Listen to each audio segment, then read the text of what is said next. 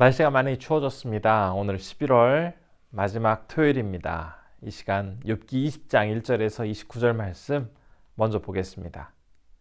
나아마 사람 소발이 대답하여 이르되 그러므로 내 초조한 마음이 나로 하여금 대답하게 하나니 이는 내 중심이 조급함이니라. 내가 나를 부끄럽게 하는 책망을 들었으므로 나의 슬기로운 마음이 나로 하여금 대답하게 하는구나. 내가 알지 못하느냐? 예로부터 사람이 이 세상에 생긴 때로부터 악인이 이긴다는 자랑도 잠시요 경건하지 못한 자의 즐거움도 잠깐이니라.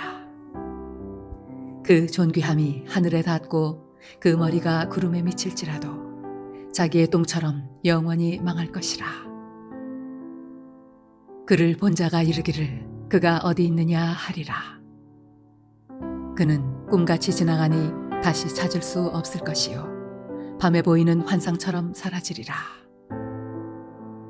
그를 본 눈이 다시 그를 보지 못할 것이요 그의 처소도 다시 그를 보지 못할 것이며 그의 아들들은 가난한 자에게 은혜를 구하겠고 그도 얻은 재물을 자기 손으로 도로 줄 것이며 그의 기골이 청년같이 강장하나 그 기세가 그와 함께 흙에 누우리라.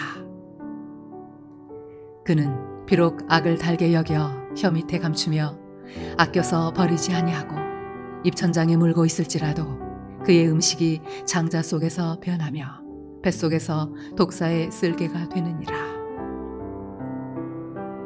그가 재물을 삼켰을지라도 토할 것은 하나님이 그의 배에서 도로 나오게 하심이니 그는 독사의 독을 빨며 뱀의 혀에 죽을 것이라.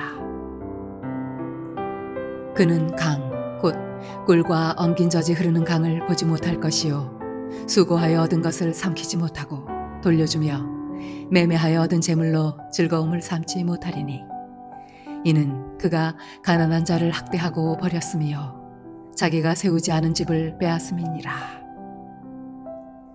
그는 마음의 평안을 알지 못하니 그가 기뻐하는 것을 하나도 보존하지 못하겠고 남기는 것이 없이 모두 먹으니 그런즉 그 행복이 오래가지 못할 것이라.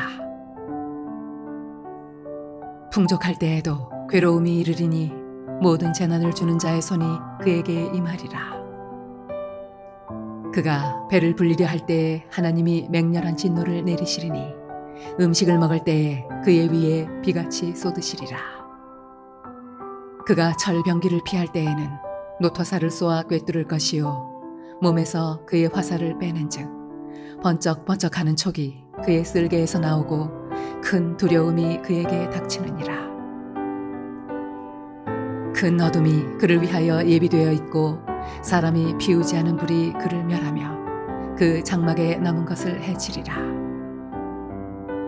하늘이 그의 죄악을 드러낼 것이요 땅이 그를 대항하여 일어날 것인즉 그의 가산이 떠나가며 하나님의 진노의 날에 끌려가리라.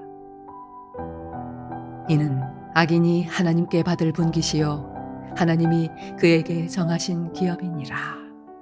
욥과 친구 사이에 있었던 논쟁의 두 번째 라운드 역시 첫 번째 라운드와 같이 소발이 마지막을 담당을 하고 있습니다. 소발은 자신보다 앞서서 이야기했던 빌닷과 같은 마음으로 욥에게 이야기를 하고 있는데요. 계속해서 자신의 주장을 굽히지 않은 채 인과응보라는 원리에 근거하여서 욥의 고난은 욥 스스로가 잘못한 결과라는 생각에 대해서 조금도 변경하지 않고 있습니다. 그는 욥의 모든 반박이 자신에 대한 인신공격이다라고 간주하면서 욥에 대해서 오히려 더 격한 감정을 가지고서 이야기를 하고 있는데요. 사실 지금 욥과 친구들 사이에서 벌이고 있는 이 논쟁은 근본적으로 잘못된 행동이 아니죠. 그러나 이 논쟁을 하다 보면 많은 경우 상대방의 감정을 상하게 만들어서 결국 감정 싸움으로 번지는 경우가 굉장히 많습니다. 그렇기 때문에 이 논쟁을 할 때는 충분한 증거와 논리로 이 논쟁을 이어가야지 자신의 감정을 절제되지 않은 채 드러내게 되다 보면 상대방에게 흥분해서 공격을 하게 됩니다. 그런데 이 소발은 자기가 코너에 몰렸다고 생각이 들었는지 지금 2절과 3절에서 보면 욥에게 자신의 감정을 억제하지 못한 채 자신의 그 감정을 고스란히 드러내고 있는 것을 볼 수가 있습니다. 자기 스스로 그리고 그러면서 얼마나 슬기로운 사람인지라고 굉장히 거만하게 이야기하는 그런 소발의 모습이 나타나고 있는데요. 이 소발의 태도 가운데에는 욥을 수긍하려고 한다거나 이해하려고 하지 않고 철저히 자기 생각만을 늘어놓고 있는 그런 소발의 태도를 보게 됩니다. 영적으로 보면 굉장히 교만해 보이는 이 소발, 그는 욥의 아픔을 제대로 헤아리지도 못하고 그러면서 이제 욥에게 자신의 생각을 늘어놓고 있는데요. 우선 4절부터 11절 말씀 속에는 그 소발이 주장하는 그 내용의 핵심은 악인의 끝은 결코 좋게 마무리되지 않는다라는 것을 이야기하면서 크게 세 가지에 대해서 이야기합니다.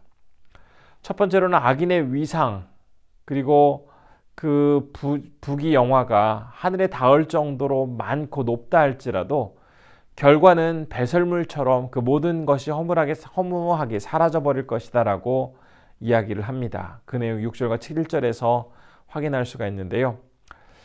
결국 악인이 얻는 그런 명예와 위상은 오래가지 못할 것이다라는 그의 생각. 사실 이 생각은 욥이 이야기했던 것과도 어느 정도 그 맥락을 같이 합니다. 그러면서 소발은 두 번째로 성공한 악인은 밤의 꿈처럼 순식간에 이 모든 것들이 사라지고 없어질 것이다라고 8절과 9절에서 이야기를 합니다. 그만큼 악인의 그 생명과 그 수명이 길지 않고 빨리 사라지고 잊혀지게 될 것이다 라고 말을 하고 있는 것입니다. 그리고 세 번째로는 성공한 악인의 자손들은 순식간에 거지가 될 것이다 라고 10절에서 이야기하면서 악인이 쌓은 재물, 그건 역시 오래가지 못하고 또 동시에 그 재물과 그 가족들까지도 다 사라지게 될 것이다 라고 말을 합니다. 악한 사람들은 어떤 순간 굉장히 잘하고 성공하고 또 잘 나가는 것처럼 보이지만 결국 그들의 재산과 삶은 허무하게 사라지게 될 것이다 라는 것이 소발의 이야기의 핵심입니다. 이 말은 이론적으로는 맞는 말입니다. 그러나 욥에게 있어서는 전혀 공감되거나 도움이 되는 말이 아니었죠. 그런데 여기에 더해서 이제 12절부터 19절까지는 악한 사람들은 결코 평탄한 삶을 살 수 없다라는 그러한 이야기를 다시 한번 하고 있습니다. 14절까지의 말씀을 보면 악인이 이룩한 업적은 그의 입에 달지만 삼키면 그를 죽이는 독과 같다라고 말을 하고 있고 또 15절 이후에서는 하나님께서 악인이 착취한 그 재산과 물품을 반드시 토해내도록 하실 것이다 라고 하면서 악인이 받게 될 처벌, 그것은 분명히 존재하고 있다는 것을 소발은 계속해서 이야기를 합니다. 그런데 이 악인에 대한 소발의 이야기의 가장 강조점, 그가 강조하고 있는 내용은 20절부터 29절에 나와 있습니다. 그 내용을 보면 하나님은 악한 사람의 운명에 대해서 그의 행동대로 다루신다라고 말을 하고 있습니다. 악인을 위해서 큰 어두움을 준비해 놓으셨으며 사람이 피우지 않은 불로 그와 그의 집을 다 심판하실 것이다 라고 말을 하고 있습니다.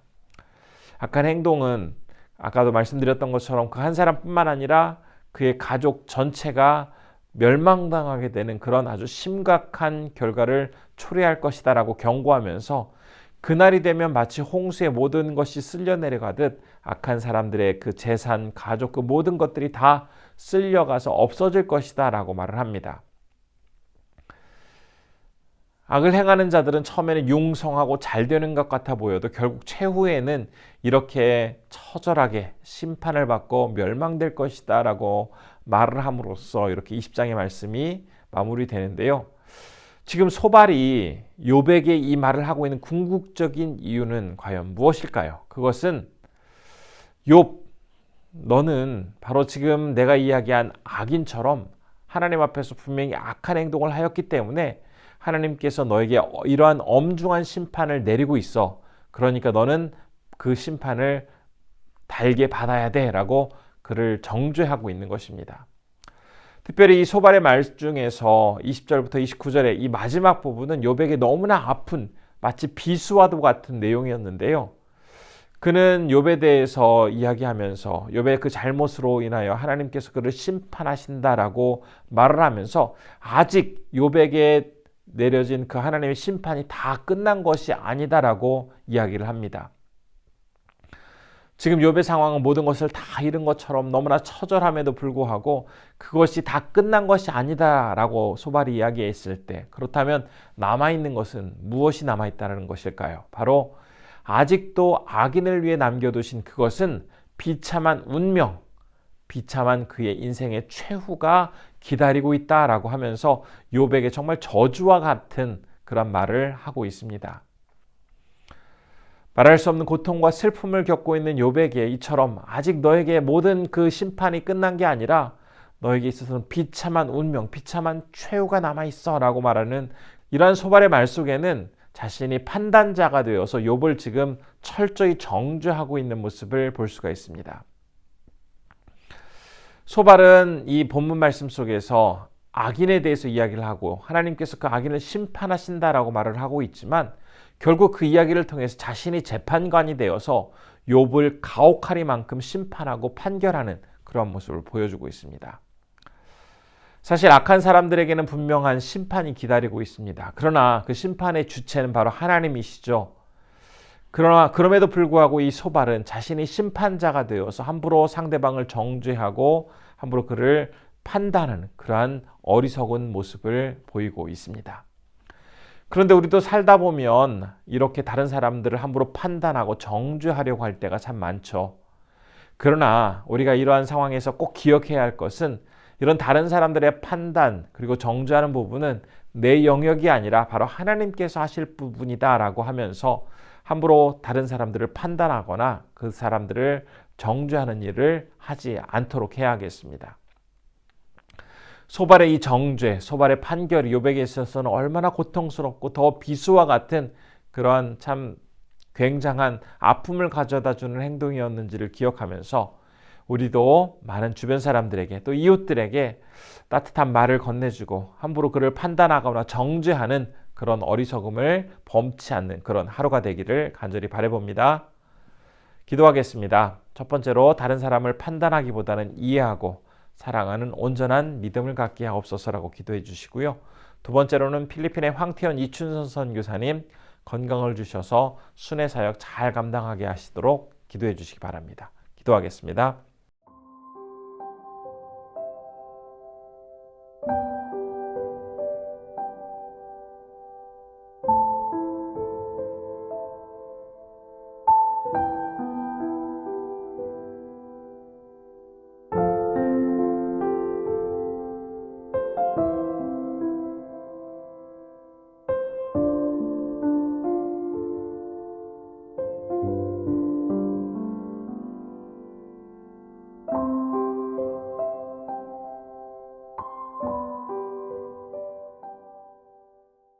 좋으신 아버지 하나님, 오늘 말씀을 통해서 소발이 욥을 판단하고 정죄하는 모습 속에서 정말 많은 슬픔과 고통 가운데 있는 욥의 마음속에 다시 한번 비수와 같은 그런 날카로운 말을 전함으로써 욥에게 너무나 커다란 상처를 주고 있는 것을 보았습니다. 우리도 살다 보면 내가 판단자가 되고 내가 다른 사람들을 정죄하는 이 어리석은 행동들로 인하여 참 커다란 죄를 지을 때가 있습니다. 나의 말과 행동을 다시 한번 돌아보게 하시고 모든 것을 이루시고 또 판단하시는 분은 살아계신 하나님 한 분뿐이라는 것을 기억하며 우리가 더욱더 겸손하게 사랑으로 많은 사람들을 품을 수 있도록 함께하여 주옵소서. 오늘은 필리핀에서 사역하시는 황태현 이춘선 선교사님을 위해서 기도합니다. 건강을 허락하여 주시고 진행되어지는 순회 사역 가운데 하나님의 역사가 충만히 임하게 하여 주옵소서. 언제나 함께하여 주시기를 원하옵고 또 추운 날씨에 우리 성도님들 건강 주시고 오늘 주말 잘 보낼 수 있도록 하나님 함께해 주시기를 원하오며 예수님의 이름으로 기도드립니다. 아멘.